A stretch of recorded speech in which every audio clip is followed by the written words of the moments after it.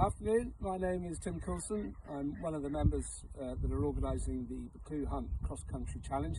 And I'm here this afternoon with Ryan Mania, who's famous for being Master and Huntsman of the Warwickshire Foxhounds.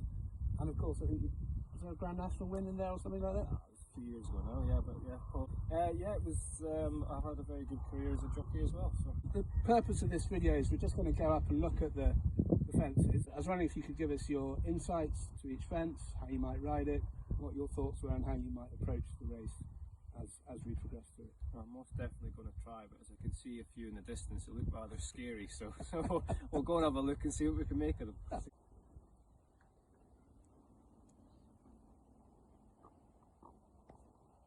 So we're here at the first fence, raised log. It's well presented, you can see it coming from a long way out. Initial thoughts? So first fence is very important in a race. So it's going to set you up for the rest of the race. So you want a good jump, you want your horse to see it, you want it to be nicely presented, and it is a lovely big tree. But as you come winging around that corner, it's certainly going to separate the brave ones from the not so brave, shall we say. It's going to take a fair bit of jumping, especially down the middle. It's a fair height in the middle, and I'd certainly be taking it down the inside if possible. But when you've got as many runners, you can't always go where you want to. So inside or outside, certainly stay away from the middle. But I mean, what a lovely first fence. And it's so you can see the second fence on up, lining up quite nicely. You've got a nice long gallop between here and the second obstacle. So by the time they've all got over this, they'll be spread out for the second fence. If you want such a nice long run as well, it settles everything down into a nice rhythm and a nice race.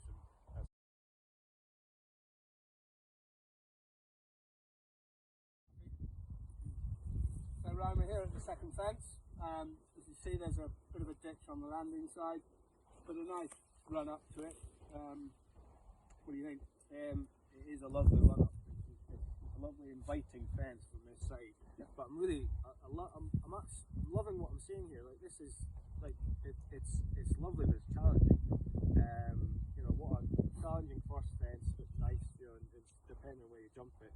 And this is nice and wide, bit of hedge, but land too steeply on that side. There's a nice ditch there that you're going to become a cropper. Yeah. So you really need to meet it on a nice stride. It's almost like the canal turn, because you're having to jump it and then swing left-handed to stay on the side of the field. And the best thing you can do is just try and give your horse a chance to see the fence. There's that many people around about you, and other than that, you've got to ride it how it comes. Yeah, it's not on your terms, is it?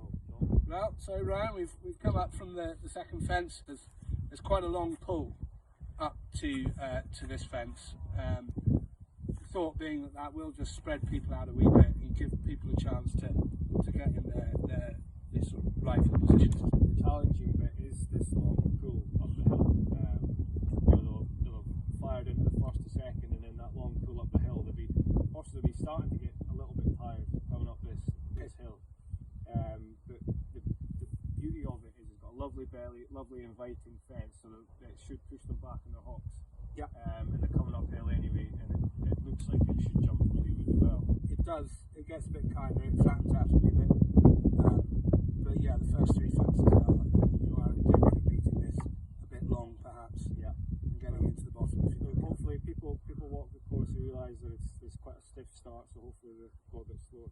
But it's a good challenging hedge, and as I say, if you're meeting it on the angle, it makes it more difficult. But yeah, very exciting.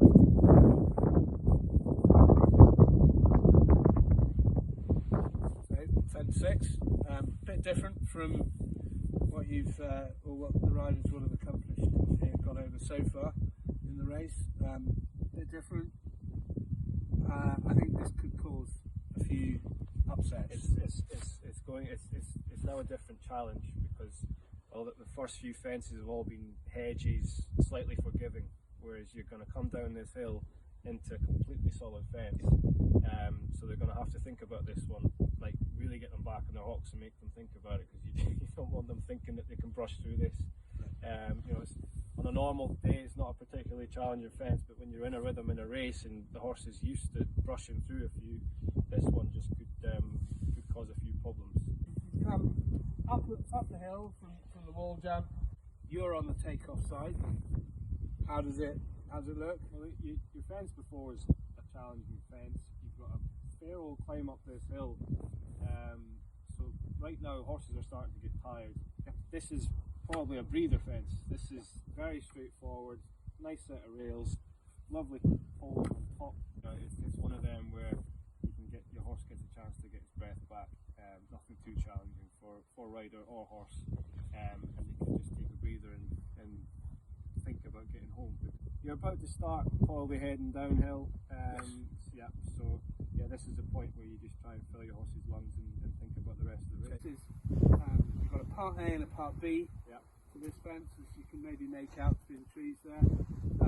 On the day, the branches that you can see won't be trimmed off, so there's a little bit of a fight perhaps to get to the second element of this jump, but quite inviting. You've got a lovely view out there that you're aiming for. I suppose you're jumping into the dark a wee bit perhaps. Don't know if that would cause any I don't think so. I think I just mentioned it fence before, how you'd be just trying to get your horse a breather here. Yeah. And this all just plays into that. This is a nice, again, very lovely, inviting, very straightforward fence. I don't think it'll matter jumping into there, but certainly there's not a lot of headroom through this gap.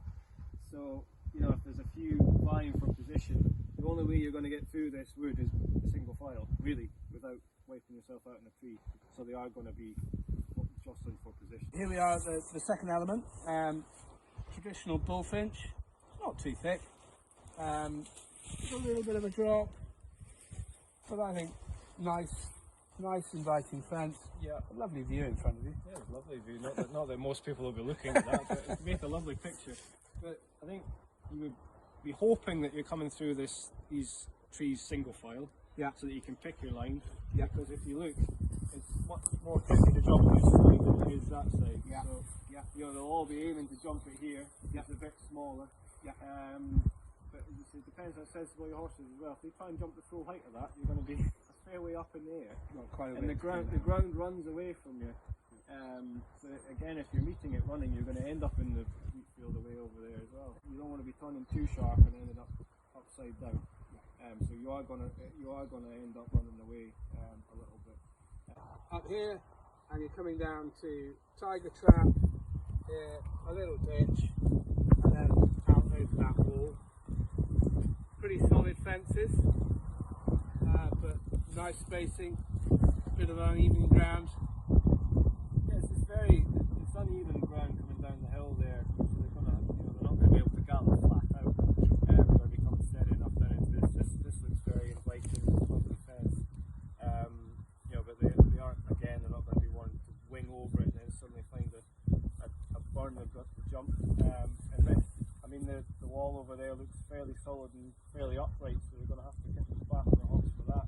I will say one thing, the course doesn't get any easier. It's really, every fence poses a different problem, and it's really going to be tricky to get around, and a very exciting race to watch.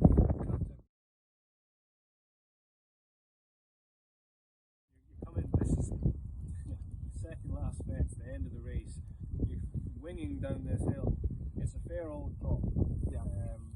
You wing this fence, you're landing way out here. Tired horses, the end of nearly 3 miles. This could, you land out on your head. This is where they get tired and the tire falls. So it's going to be really quite testing come the end of this hunt race. But a beautiful fence takeoff side. I'd say it's just a drop. If you've got a few at the front that are trying to win the race, they'll be taking each other on. How much do you want that prize money? That's the question. How much do you want it? How much are you willing to risk for it?